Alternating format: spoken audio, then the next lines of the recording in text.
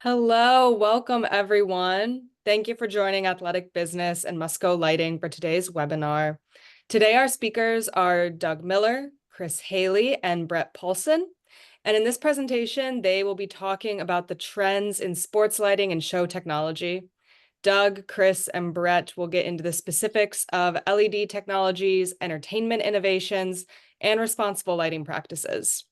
Our audience is welcome to ask questions, so everyone please put those in the Q&A box at the bottom of your screen. And with that, take it away, gentlemen. Audrey, thank you so much. Greatly appreciate the opportunity here, and I'm very excited to go in today into the current trends in sports lighting and show technology. I'm also joined and very pumped up to present with my co-presenters. We have our Director of USA Field Sales, Doug Miller, as well as our General Manager of Entertainment, Brett Paulson. So before we get into the ever-changing world of sports lighting, I want to make sure that we go back just a little bit and talk about the fact that for years, sports lighting technology was fairly one-dimensional. Metal halide technology was the standard for decades, and for facility managers, the challenges continued to stay the same. Whether that was going out at all hours of the night, turn lights on or off, making sure that lights have time to warm up before practices and games, which could take, anywhere from 15, 20, 30 minutes. And also addressing outages and lamp replacements. And depending on your service contract or maintenance that was promised to you via your lighting provider, some of that stuff was not included. But now things have changed for the better for facilities managers because they're able to achieve all kinds of different value, whether it's through control, quality, reliability, and opportunities for players and fan experience are through the roof. LED has changed the game. And that's why we want to dive deep into these trends today. Hopefully you guys walk away with some practical tips and takeaways for getting the most out of your lighting project. So with all that being said, very excited to introduce our Director of USA Field Sales, Doug Miller, to take us through Trend 1. Doug, take it away. Thank you, Chris. Trend 1, emergence of LED for sports lighting. We sometimes forget this, but LED is still relatively new in sports lighting. Anybody remember the 2013 Super Bowl when the lights were out for a period of roughly 34 minutes down in the Superdome? There was a delay on TV, as you guys I'm sure remember. At this point in time, LED lights were relatively commonplace in household applications, but they weren't yet popularized for sports applications. The Super Bowl that year highlighted some of the limitations of metal halide lighting, that it was the standard for a lot of years. And facility owners embraced the LED light source as a way to solve some of those limitations. Manufacturers are still learning, they're innovating to optimize the value of LED in sports applications. As you can see on the slide, the differences between metal halide, which is a little bit lower color temperature compared to LED on the right side of your screen as you're looking at this. You can see some differences in lighting capabilities, both on field, along with seeing some glare source from the metal halide. So we're continuing to advance with LED lighting because LED has potential benefits to lifespan, energy efficiency, control, convenience, light quality, and fan experience. But the key is, that potential and how it works. LED, passing electrical current, passing through a microchip causes tiny diodes to glow. Advantages, as I stated, instant on, off, energy efficiency, cost effective, and a long lifespan. But limitations. Technology itself does not guarantee lighting performance and reliability. And that key word of potential is important because The next trend we're seeing is getting into that retrofit revolution, which is trend 2, the rewards and risks. So as we look at the retrofit revolution, there is always a desire to preserve existing poles and the structures while achieving the benefits of LED. And as we look at this, it's being driven by cost sensitivities and excitement for a speedy project completion. But in response, there is an influx of low cost LED fixtures available online or from less experienced providers. They're easy to obtain. And the key is not all LED is not created equal. So all LED is not created equal, as this shows. As the slide you're looking at, it demonstrates LED on both poles. However, one carries a high level of performance and optical control and is placing light where you want the light to go, which is on the field and not in the player's eyes, not in the area of residential or streets surrounding the property or facility. And it's critical that you understand there are differences in performance and reliability of different LED technologies that are available in the market. Poorly designed technology from inexperienced manufacturers can cause some really serious problems with inadequate light levels, excessive spill and glare, and just overall reliability, as I stated. Again, as you look at this slide, you can clearly see there's some major differences between the two systems. And it's critical that you not only look at it as a system versus just LED fixtures. It's critical that you look at the entire picture. And other aspects is you've got to take a look at the service and warranty that comes with it. What level of warranty do you get? And what level of service do you get between those examples or between those systems? And some examples, some before and after, visuals that further demonstrate this.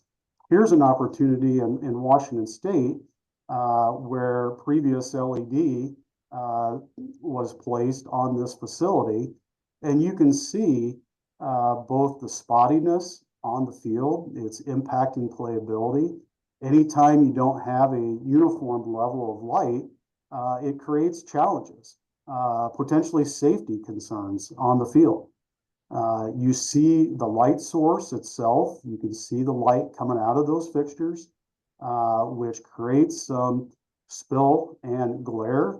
Oftentimes, the surrounding area, which you can see in the photo on the left, the homes that are adjacent to this facility, they're lit up. The sides of them are lit up. And it's critical that as a facility owner, as a school, as a Parks and Recreation department, whoever is the facility owner, that needs to be part of your evaluation when you're looking at retrofitting these types of facilities or lighting all new these types of facilities. You can see on the right, when you have proper glare control, what that does not only to your surrounding area, but what it also can do for your spectators.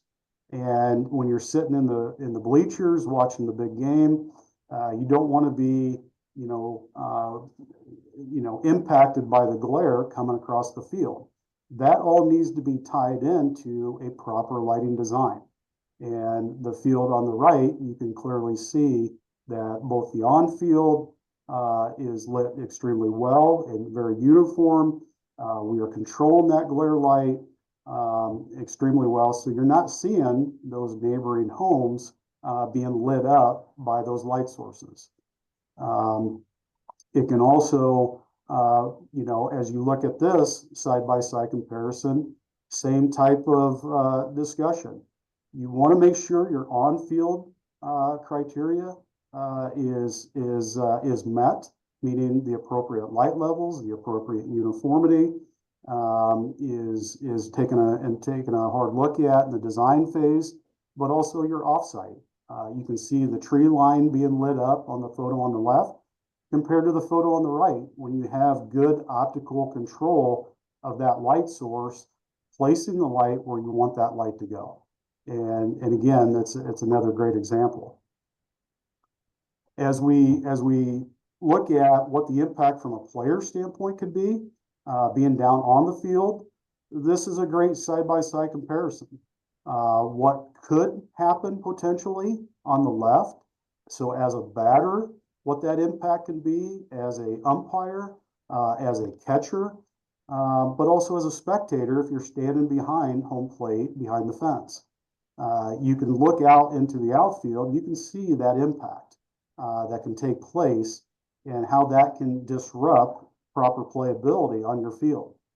The photo on the right, with proper light control, can really impact play on that field. It creates a dark contrast, a curtain of darkness around the field that as the player, as the umpire, and even as a spectator, you can track that ball better than ever before when it is lit appropriately from a playability standpoint. You can also look at if you have fields that are adjacent to one another. On the photo on the left, which is previous LED equipment, you can see that there are several dark spots. The fields are not uniform from a lighting standpoint very well, but you also could see some of that light source coming out of those light fixtures. That can impact maybe play that's going on an adjacent field. So a term that we often use is field-to-field glare and what that impact is. Appropriate lighting design will take that into account and be looked at in how you aim your lighting fixtures from on one field and what impact it is outside of that field. You can see on the photo on the right, when all those considerations are taken into account, you get a fantastic result of uniform light across the entire playing surface. The impact that you see from offsite, looking back at your facility, and again, this is a fantastic example of U.S. Naval Academy in Maryland. When you're looking over across the water, picture on the left, you can see the light bouncing off of the water because it can pick up the light source when you have a uncontrolled light source. The photo on the right, you can even see the lighting beam itself and how well that is lit, how well that is controlled. And you can see the water is pretty much dark. So again, you can see those differences. The next one, again, is a quote that we received from Jeff at Hammond School. It's really something to think about. If you're going to get 25 or 30 years of usage of a lighting system, you want to make sure you're getting the best available technology from a company who will be there to back it up. As I mentioned earlier, we're seeing an influx of different technology, and it's critical that you are choosing somebody that will be there to back that system up. And so as we transition, when LED is done right, it unlocks the door to a lot of benefits that we talked about earlier. And one of those is greater convenience and control. Doug, appreciate it. When we think about controls, convenience, flexibility, maximizing that field usage are all major pieces of the controls aspect. Now, most of us have probably seen one of these out on our facility, an old disconnect at the pole. There's a story that goes around the halls of Musco here about a facility and maintenance team that we were working with years ago that had 17 fields. And there was a maintenance team member that started in the beginning of the evening, and he would hit every single field turning on lights. And he would hang out at the end of that cycle, that last field for a couple hours, turn right back around and hit all those fields and turn them off. And so that story and stories like that really set us on a path trying to figure out, well, there's got to be a better way for our customers. And that's the birth of ControlLink. ControlLink is our controls and monitoring system, and it is based here at our corporate offices in Oskaloosa, Iowa. ControlLink provides all the things that we mentioned before, as well as turn lights on and off from anywhere in the world. You can do it from your smartphone, your tablet, your laptop.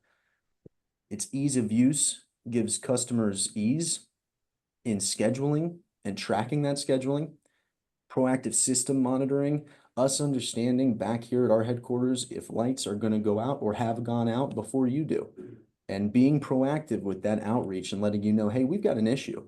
And then as a part of the warranties that we provide, coming out and taking care of that issue. And like I mentioned earlier, we've got 24/7, 365 service from real people here in the great state of Iowa. We are here to serve, and that is the business that we're in, is service. I want to hit on one other thing with controls, is that ease of scheduling. There's a major trend right now where high schools are utilizing collegiate facilities. Collegiate facilities are leasing out to the community. Community fields are needing to be used by high schools and other types of private entities that don't have the space. Being able to track all of that usage is key in today's world. And so utilizing systems like ControlLink to do that. Here's a great quote from Candace at the Kirtland Central School in New Mexico, talking about it's just like another employee.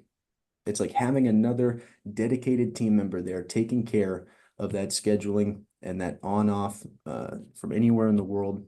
It provides that ease to our end users.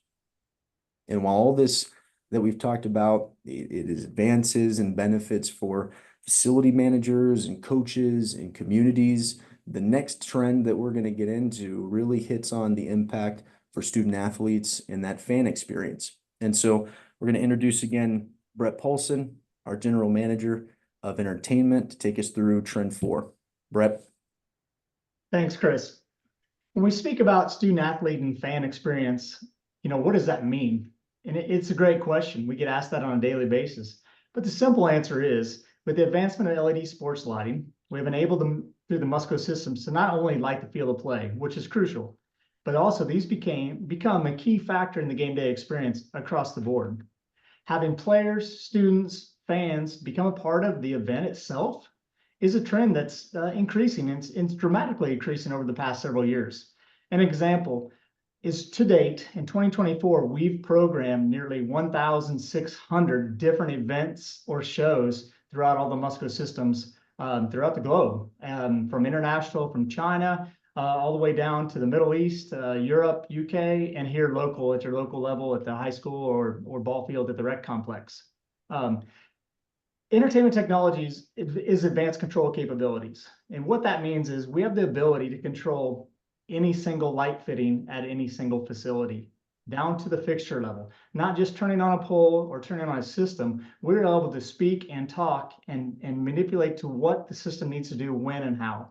Color changing lights are a big part of that. So pole accent lights that light your poles, that give a little bit of ambiance to the facility at night or during an event, to the field of play color, which you're seeing on the right side, which is just downlights that light that field of play for any special events you may have.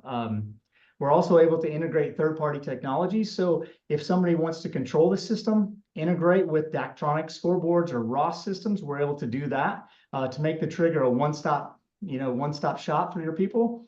And it really takes it to the next level of an event. This is one of my favorite examples, to be honest with you. Tupelo, great facility. It's got amazing field of play lighting, as Doug, touched on before. Uniformity is excellent. Well, they came to us and said, hey, we've got a special month coming up. Can we get pink on our field? Breast cancer awareness. So yeah, we program pink in, push it out on the remote system to them. They've got the facility. They can even do their scoreboard if they wanted to highlight that at the same time. We can do all those as that moves forward. Any event. This is another good example. So in 2023, the Cincinnati Bengals came on board as a Musco partner, and And as they continued their game day experience and we started doing shows with them, entertainment shows with just the field of play lighting, they said, hey, how can we take this to the next level? We've got a Monday night game coming up, and we really want to highlight that. So what we were able to do is become partners with them, looked at the game day experience, put in RGBAs, which give a little bit of more depth in the orange color that they had. They said, hey, we also want to have Q come in and do our cell phone integration. We want you to put some moving heads in here. So we put in 16 moving spots. We put logos on their field of the bingo logo. We put Who Dat, the special Who Dat they say during the game. We triggered the video board. They triggered us, and it just became, an all-around amazing Monday Night Football game, and it really set the standard for where things are going to go today. One of the things that they really wanted to do is highlight their starting lineup. So throughout the game, we were able to, if number 9 did something, which is Joe Burrow, if you didn't know, did something amazing, we were able to pop number 9 on the field and highlight that during TV commercials and timeouts. So we worked with the broadcasters, we worked with the venue to really make this an exciting overall experience for Monday Night Football. The next one is something we've been doing for quite a few years. It's over at Etihad Stadium in Manchester in the UK. In Manchester City, they're blessed with an unlimited type of budget to do some of their performances. But with that said, they also are one of the most creative teams in the market today. And they've taken lasers to the next level. So if you can see the trophies on the field, the champions logo across there, they've got an infrastructure in place that allows them to rent on a yearly basis or a seasonal basis, moving head fixtures, lasers, smoke, whatever that may be. And the infrastructure we put in place with the lighting system allows us to just mount the fixture, go in and program it, and take it down at the end of the season. It's a great example of what can be done at the next level, but not having the expense of the equipment on the front end. When we talk about controls, the flexibility is key, right? So most of you all have, it could be the whole handle like Chris said earlier, or you might have the Musco system where you're using the phone. Well, we can also build in an integrated solution for you that has the tablets where you're able to touchscreen in the stands themselves. We can have those remote. A lot of the venues like this one that Ian's standing out in the photo is from University of North Carolina. Well, they have a production room that's about a mile off campus that's ran by fiber optics, and we're able to communicate with the touchscreen back and forth between there. We have the remote iPad that Ian's holding to run their shows, and it just allows a complete flexible control solution where you can actually see what you're doing on the field as well as from up above. Rapson Stadium in Idaho Falls is a use of, you're seeing some of the effects that go around the field. So you've got, like left side, right side for touchdown. You could have a chase, marquee, random wave. You see the accent lights are going different colors at the same time. We basically sat down with them and say, what would you like to see when these things happen? And they said, okay, we want the chase around in a circle. We want the left side to be on when we score a touchdown in the white end zone, the Tigers, the Grizzlies end zone. We want that lit up at certain times. So we work with these every single facility individually to come up with the shows and the programming that really set their venue apart from others, and it becomes their venue, not just a standard. You're going to get this and this is all you get. You're going to get the full system as you would like to see it. Oh, this is a great one because this is where we did some advanced integration. So Temple, Texas, they have a fantastic blue color that they use. It's deep dark, and we're able to use the pole accent lights to highlight that from a field of play view. But when you turn around the other side of the stadium, Chris, have you go to that one? Okay, there you go. You also see the blue going on the facade lighting. So we've incorporated facade accent lights, pole accent lights, and they said we want the T lit up, and that's what we want. And their scoreboard is actually blue at this point in time as well, but with the camera and the photo, you just don't get to see it. And those are all one button controls, so you can set those up in the control system, so they could be individual controlled. They could do one control. The facade lights can go blue, and we can make those dance during touchdown, so people on the outside of the stadium know what's going on. So the whole system's really interchangeable of how you want your venue to operate during a game day experience. Awesome, Brett. Thank you for that. And we've talked a lot about these cool opportunities that we have here with entertainment technology now, but one of the things we get asked a lot is how do we provide these benefits while getting back to the core principles of why we light things at night? And so Trend 5 is emphasis on responsible lighting practices to protect the neighbors, the environment, but more importantly, and most importantly, the players. You can see here, this is an awesome photo of Edna Carr High School down in New Orleans. The reason why we put safe play is because as the top piece there is because it is number one.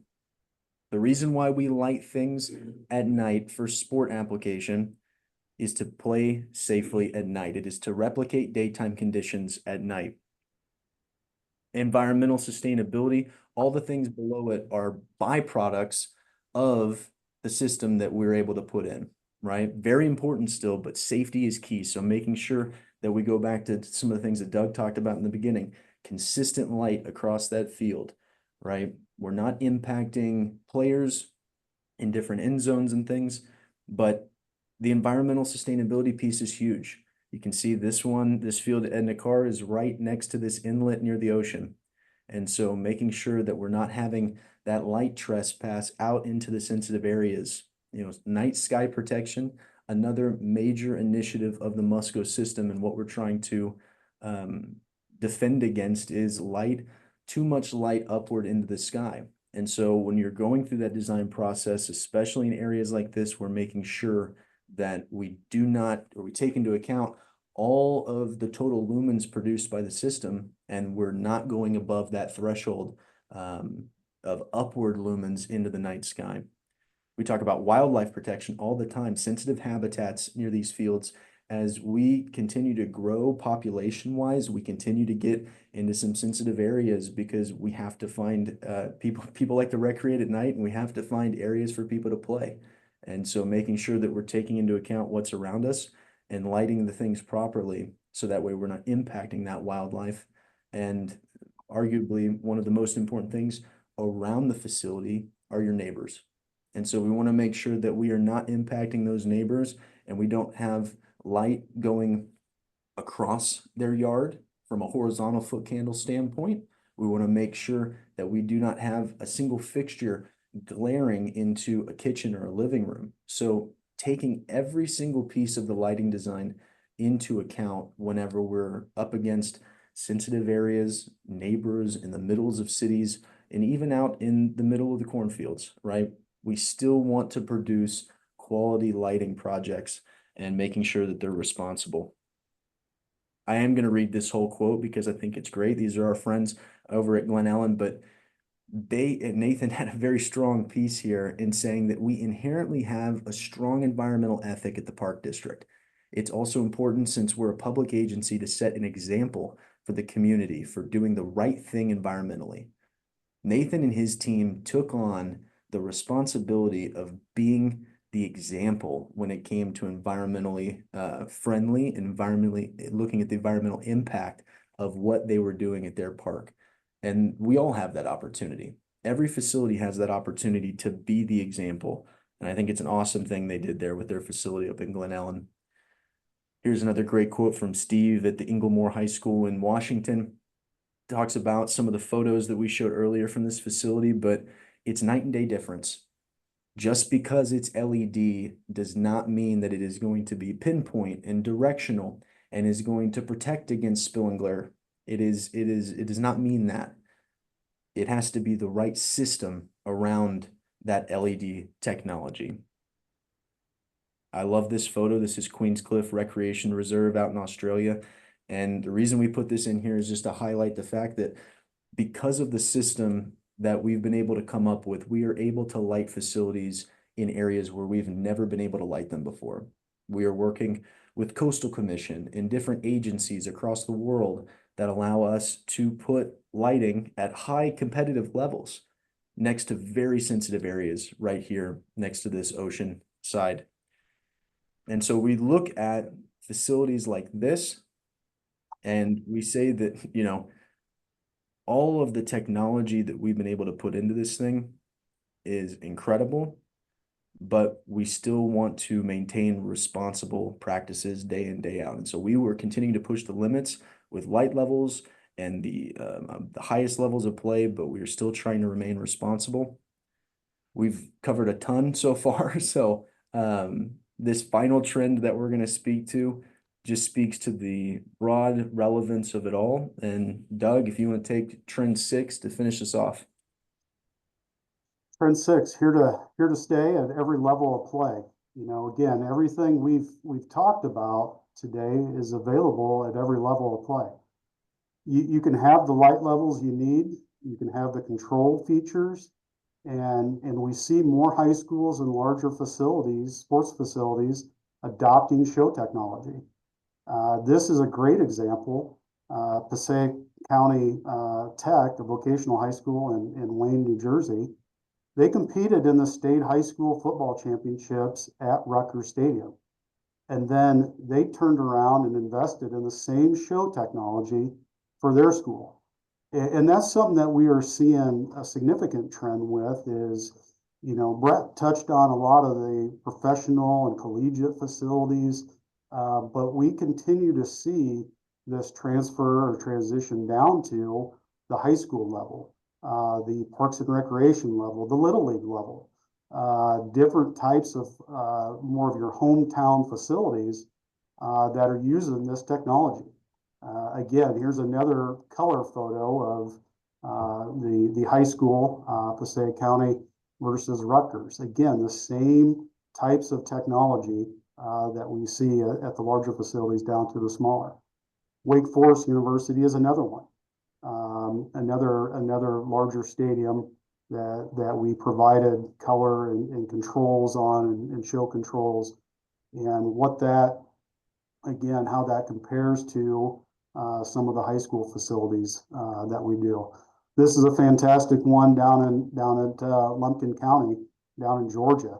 You can see how crisp that purple is, you know, on the color accents on the poles, what they are doing in the bleacher area, the spectator area, and how that matches up with their field. And again, I want to point out how well uniform this field is. It looks fantastic.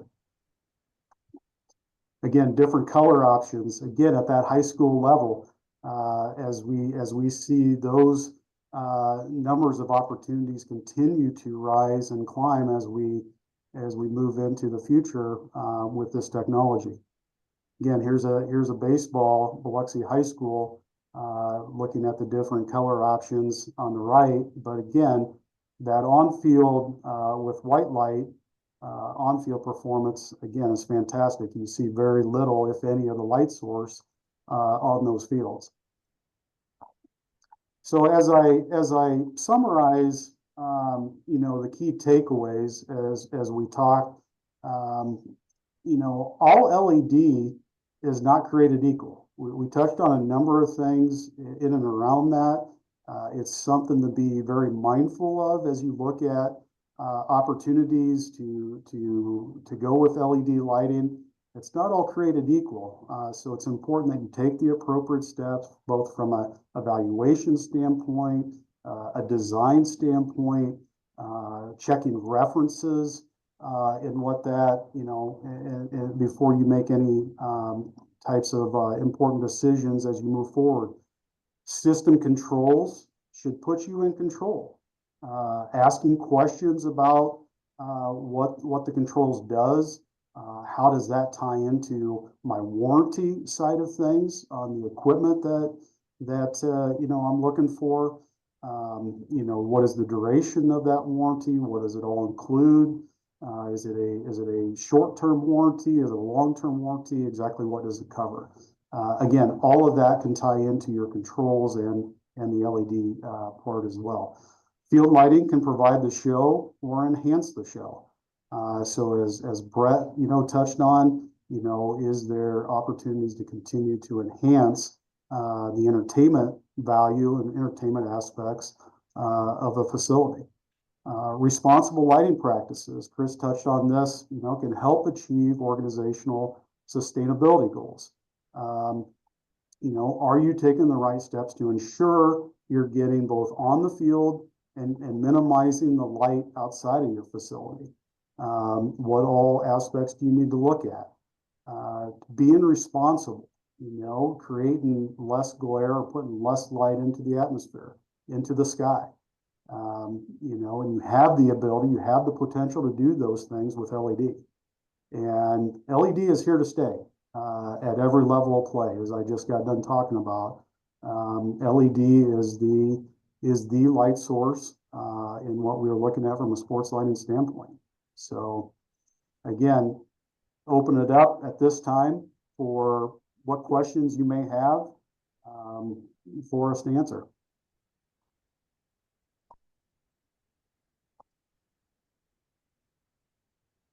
All right, we do have a couple of questions. One in the chat says, do you have any experience coordinating between customers and local utility companies if they have any type of LED conversion rebates?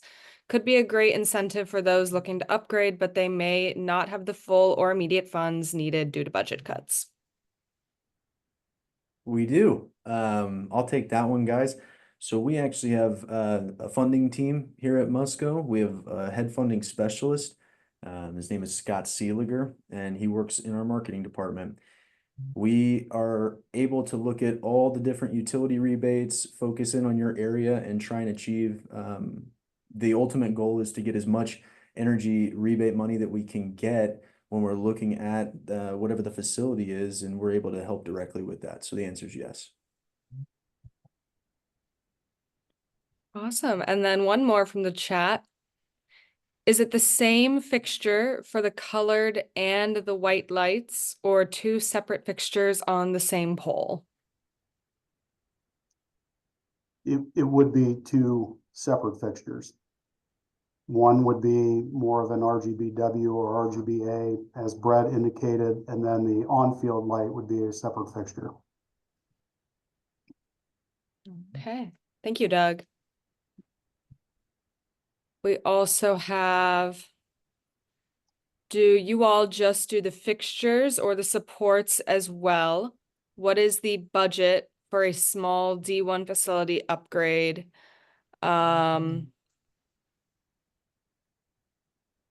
Toledo Glass Bowl needs support out of the seats. So just asking about those fixtures and supports. So we can do the fixtures and supports that can mount if we mount to any existing structure of the stadium once it's structurally reviewed. In terms of providing a budget, we would have to take a look at specifics of that facility because there's a lot of differences. We customize everything from a budgetary standpoint, design standpoint. So we could sit down and go through that in more detail to provide you those budgetary numbers. But again, we can provide the supporting cross-arm structures that can mount to existing, but there's a lot of details that we would need to know structurally before we take those steps. But we'd be happy to look at that with you. Thank you. What is the cost differential by adding the showcase lighting for a standardly lit field?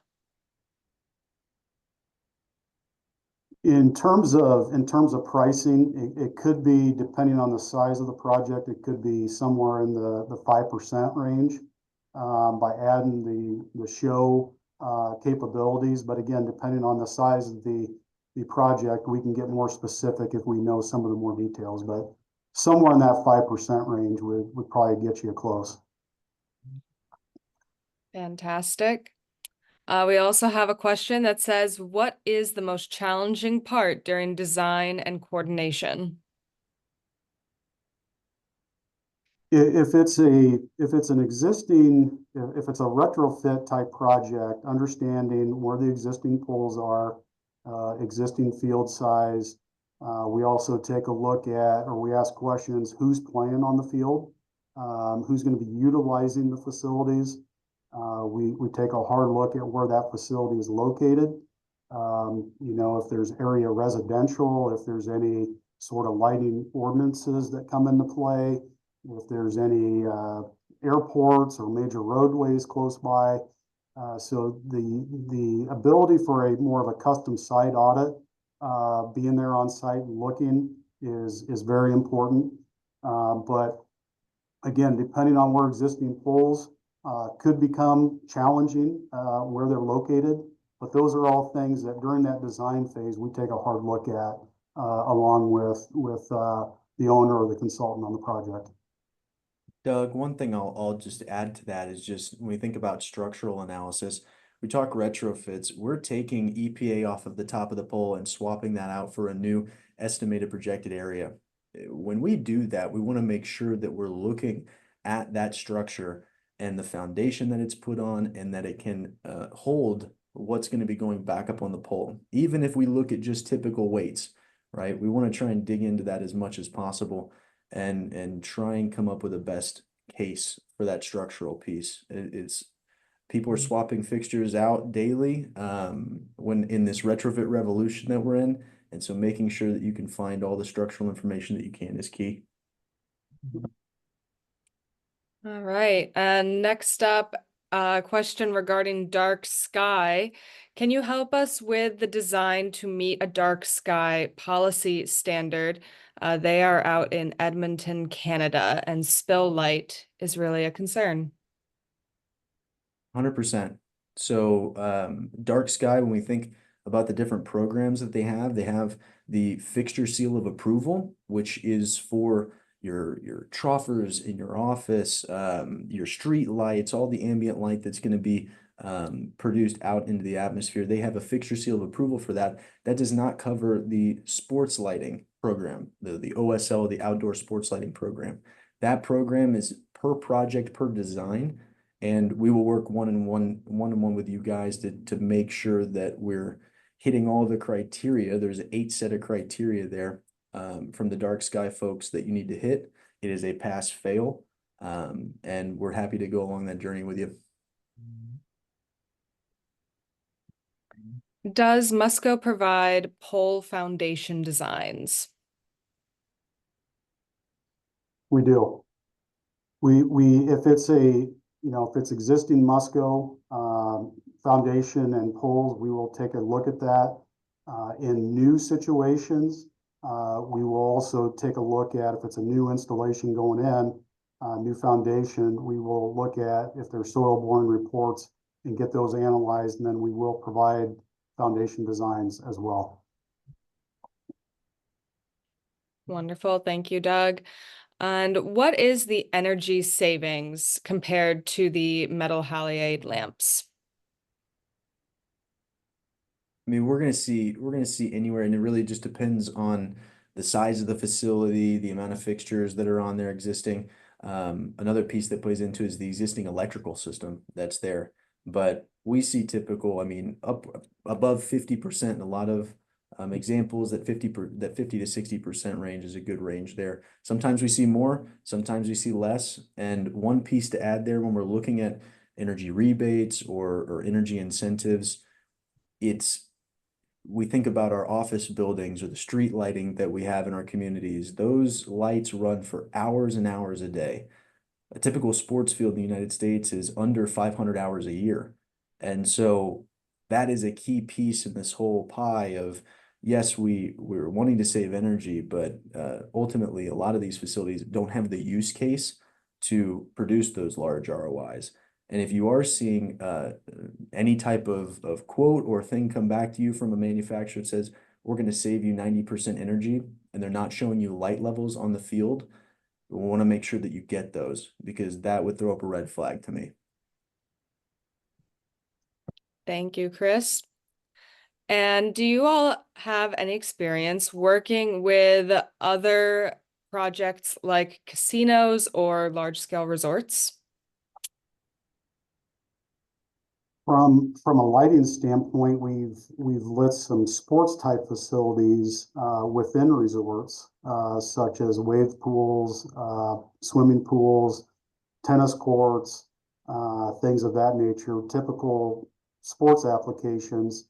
Not that I'm aware of on casinos. Brett, I don't know if we've done anything from a controls or entertainment standpoint with casinos, but I may shift that to you. Yeah, we've only done it on the sports side, as you said, like a boxing event at a casino. But we have done on the resort side of it, some like a herding grounds and some facade type stuff at a Camel Rock and Camel Mountains over in the Middle East. I know for sure. So yeah, we've been involved with a little bit of the resort side on the architectural side as well as the sport. Always branching somewhere new. Couple more questions here for you guys before we wrap things up. Can a customer have shows without color and vice versa? Yeah, I can take that. Yes, the answer is yes. You can have field of play, produce your show and have it based on the white light only. Or we can have colors separate, and those would be in pages on your touchscreen that allows you to select or select both together or individually select those, and or we could build something specific for you that has part of it do one, part of it do the next, based on a song that you may have or based on a theme that you may be providing. Thank you. And in a world with so many options, how can the customers ensure they get what they want out of their lighting projects? I guess I'll throw this out there, is just making sure that you're, one, communicating your values at the beginning of the project. What do you guys value as the facility owner or the maintenance team that's taking care of that facility, and making sure that that is spec'd out. We want to make sure that we have a tight spec, even if we're going through a vehicle like a cooperative contract. We still want to make sure that your values are heard and that you're getting all those values and they're written down at the beginning of the process. Doug, Brett, any other things that you add there? Yeah, build your list of criteria and the values and features that you want to achieve and what you want your final result to look like. We provided a number of examples today, but how do you back into those by putting a proper design together, as we touched on? What type of equipment do I need? What do I need to put together for controls? Do I need to work with my local power company to bring power into the site? A lot of different factors that come into play, but it's really, how do you tie it all together to get your end result? And that's exactly what we can do to assist that. But any sort of list of criteria, list of specification items, and again, we can help work through that because we want you to be happy. We want you to achieve the results that you dream of, because we understand it's an investment into your facility. And we want to make sure that we are helping and with you hand in hand throughout that process. Yeah, we're seeing that on the entertainment side as well. Just having, it's not just one show that you get. It's a complex seasonal based or lifetime based amount of shows that we can provide and work with you on. And in the spec, if it's not written in there that you get something out of your system, then you're going to have to figure out how to program it, how to implement it, how to make best use of it. And that's where we want to be able to help you out with that and say, we'll take care of that for you. We have the team, we have the resources. As I said, we're pumping out 1,600 of them this year alone for, park and rec to Little League baseball, all the way up to, the major league stuff. Great answers. Thank you, guys. And another question in the chat. Are there any concerns with cybersecurity using wireless controls for the lighting, or has that been a concern? Yeah, I can probably touch on some of this, Doug, and I'll let you chime in. But yeah, we have the system set up so we can lock it out. So cybersecurity, we take that piece of the equation out of the puzzle. So whether or not we're doing it with wireless or doing it on location only, we have the means to lock the system down. So during a big event, per se, we could take it offline if we really wanted to. So nobody can come in from the internet side. It's localized only. And then if they wanted to have the remote access after the fact for us to maintain and monitor, we can do that. I think there's several ways to look at this, and cybersecurity is definitely a key issue of ours, or a key concern of ours, and one that we take very seriously in-house, and one that we hope the clients are doing the same.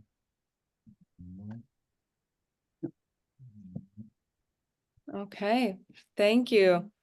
It looks like that is all the questions that we have for right now. Everyone in our audience, you will receive an email with reference sheets, contact information if you have any questions for the team at Musco, or you'd like follow-up information on anything that you heard today. Thank you, Doug, Chris, and Brett for giving our presentation today, and to all of Musco for partnering with us on today's webinar. Thank you so much, Audrey. Really appreciate it. Thank you. Thank you.